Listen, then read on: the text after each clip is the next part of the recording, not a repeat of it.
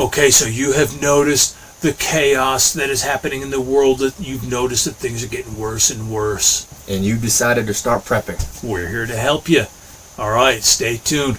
We're going to share with you the first 6 things that you should be doing to start prepping effectively and efficiently. So before we get into it, please click that like, click that subscribe button, and share with a friend.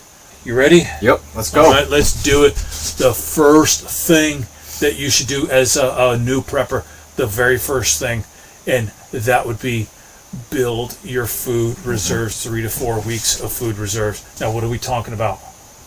So here we're looking at really, they call it, rotating pantry, pretty much, yes. right? Non-perishable.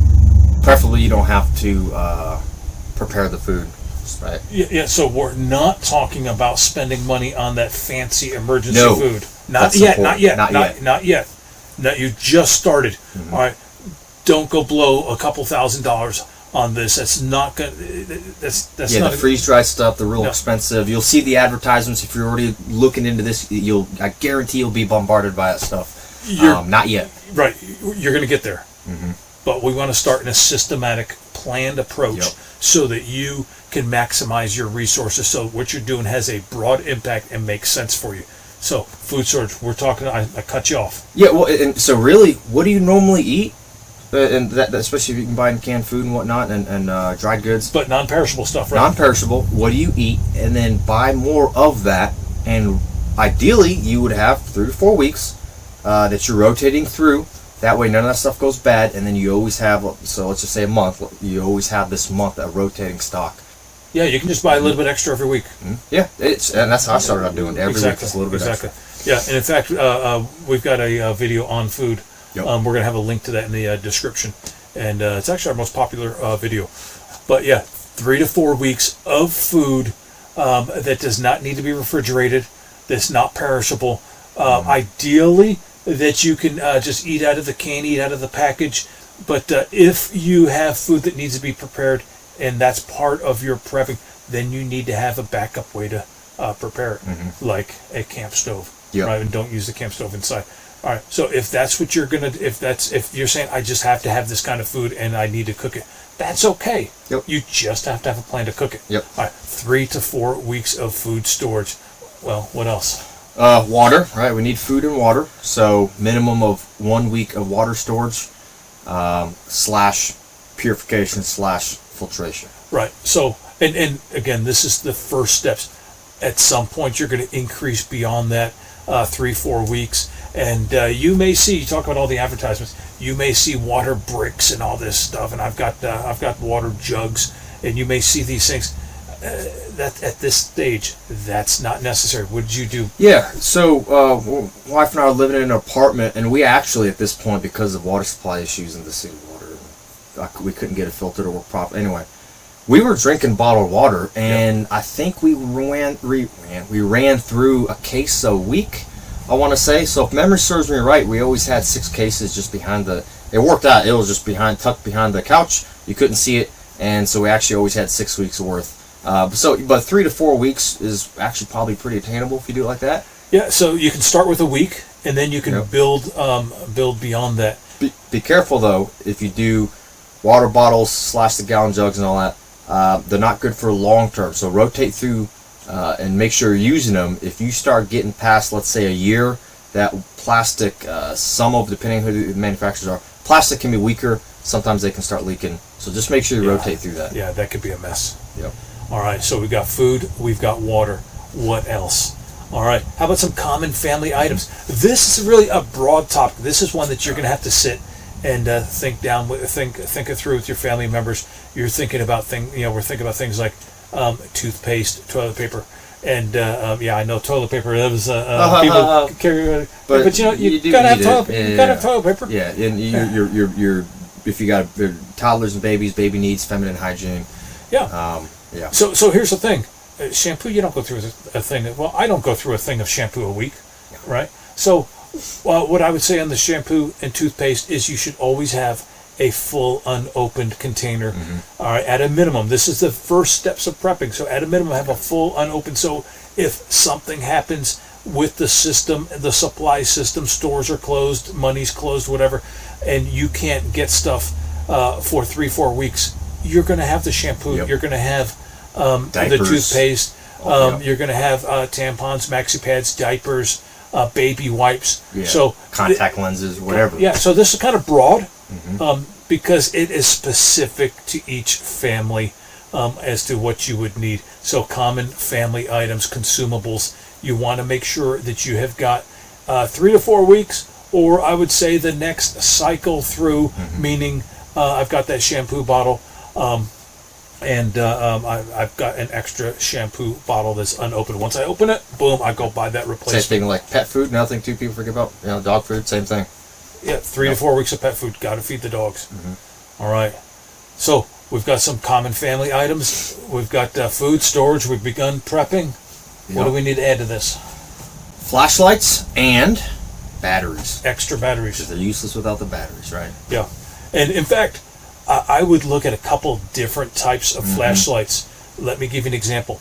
I've got flashlights that run off of AA's. I've got a flashlight that charges, and I can plug it into my computer and charge it. And I also have, I've got a hand crank flashlight. What I've got here is an emergency radio, and you hand crank this, and it can turn into a flashlight. Let me see. I just got to remember. Here we go. There, I got my flashlight. Hand crank. So this is also good because it's a good emergency radio. So I would include this with the flashlight, extra batteries, emergency radio. Basically, these type of items is what you want to add next. So a couple different flashlights, different ways, because if your batteries run out, you can have all the flashlights you want. Your batteries run out, or you can't replace that type of battery. You're on a AA and you can't replace a AA, and everything's AA. Well, you're kind of up the river without a paddle. So a couple options here. All right. Next two are kind of big. So we're beginning to build these steps, right? Step by step. And this is actually what Strategic Prepper is about. Step by step. Let's make sense of this process and do this in a thoughtful, scientific approach where we're going to hit these things that are going to have the biggest impact. So the next one, we're going to take kind of a bigger step here, and that is an evacuation bag. Some people call it a bug out bag. You may have heard that term, a BOB.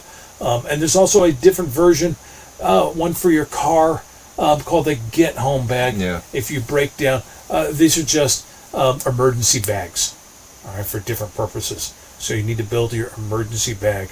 And in fact, we've got a video looking at a couple. So FEMA has got a good list. Red Cross has got a good list. We have a video. We're going to have a link to our video at the end of this video, so you can take a look at those two systems. They'll tell you the bare minimum, and we're going to give you our thoughts on how to improve their lists.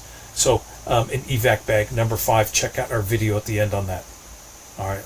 What's the last one? Number 6. Last one's a big one. Doing a risk assessment. So we gotta do a risk assessment, and that way we can develop a plan. Yeah, because once you have done these first 5 items, you're at a certain level of preparedness. Now, how you develop depends on your personal circumstances, your personal risks. All right. So your financial needs, your geographical location, your family needs and concerns are going to be different than somewhere else's. So at this point, we've got these 5 items. You get these 5 items, and you are well on the way to preparedness. Now, you need to customize it. You need to be effective. You need to be efficient. Or you could spend a lot of time and a lot of money to do things, to prep, that are going to have little value to you. Yeah, and this is how people get that burnout feeling. I'm doing a lot, I'm spinning my wheels, and if you have a plan that makes sense and it really helps you out when you've got it on paper, there's a lot of peace of mind when you have this plan laid out. And I know A, B, C, D, this is what I'm going to do. And it helps make sure you don't waste time and money, you know? And this is why. Our system also says why.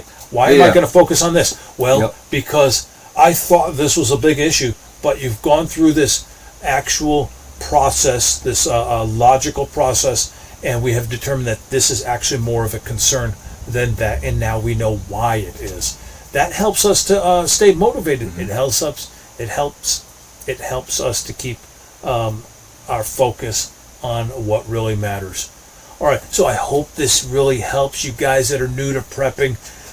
This is a great lifestyle. The end game here is self-reliance, self-sustainability, and I want to welcome you guys to this. So let's recap: 3 to 4 weeks of food storage, water storage at least 1 week, and with some purification or filtration.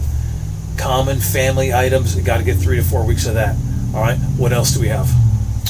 Flashlights, batteries, making sure we build that evacuation bag as well. And we got a video on that that'll explain that. And then that big one, doing the risk assessment.